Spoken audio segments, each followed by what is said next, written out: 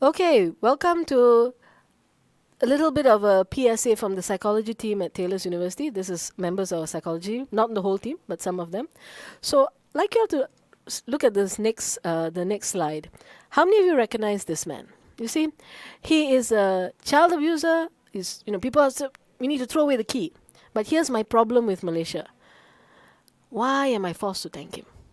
This man is Richard Huckle. He posted kids of children online, in explicit positions. The reason why I need to thank him is because of him, the Sexual Offences Against Children Act 2017 was created. This is the only act in the Malaysian government, Malaysian Parliament, that was endorsed by both sides of the House, by opposition and government in 2017. It is an amazing act which allows for action to be taken on behalf of child safety. So, Taylor's University Psychology Department presents a public service announcement on this issue. What does the Act comprise of? The first Act, Section 4 of the Act, broadly defines child pornography as comprehensively covering making pornography, distributing it, accessing or watching child pornography. So, if you're watching, you kind of know, don't do that. Don't watch. Just don't. It's not good.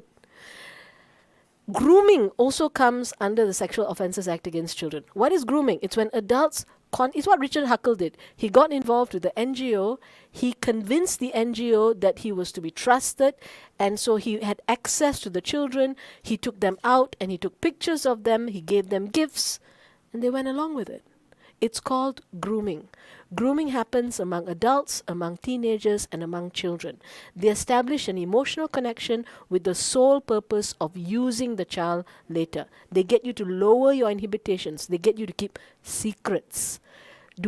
Please do not expect a child to be able to fight against this type of grooming, because this grooming is a big business, and there are actual sites like these sites that you see on the screen. These sites teach people how to groom kids. It's a big business. That's what Richard Huckle wanted to do. Thank God they caught him before he managed to do it. Okay, so please be aware of what is going on in the world. Sexual Offences Against Children Act 2017 also defines sexual assault can be physical or non-physical. So you cannot touch a child. You cannot expose lewd sounds, body parts to a child. Showing the child body parts, please don't do it. Okay? Showing the child in exhibiting, taking pictures of a child in a pornographic or in a very overtly adult and sexual manner can be constituted as pornography. Okay? Constantly contacting a child, there is no reason for an adult to contact a 15-year-old. Or if you're 30-something, why the heck are you contacting a 15-year-old unless you're related to them? Unless there's some specific reason. Please be aware that you cannot constantly contact a child. Involving child in a sexual activity, including watching porn. Now, everybody knows pornography movies, but pornography games. There are some games that do contain pornographic elements, and parents don't know what they're playing. Pay attention to the age warning on games, on movies. If it says it's for adults, it's for adults. All right? These are two examples of games for under 18 years old. I've seen it in a 14-year-old house, and the parents were shocked when I told them that, there's a stripper club in the game. And they're like, oh, but it's a game. Yeah, it's an adult game for adults. So please be aware of the games. If they say it's for over 18 years old, over 14 years old, please pay attention. Buy age-appropriate games. Okay?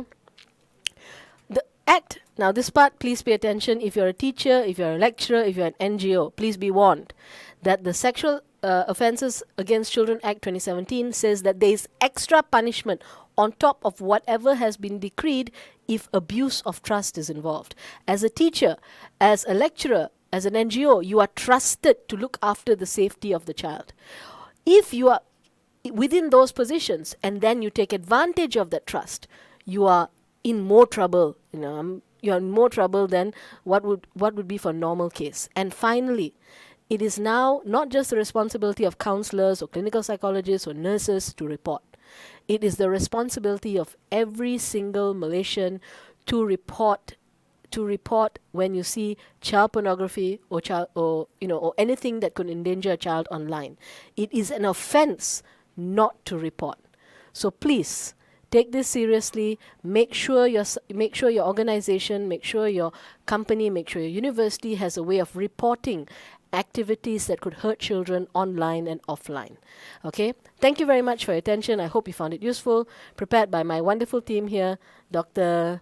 Edison over here, okay, Miss Chu over here, and Miss Raji over here. Thank you very much.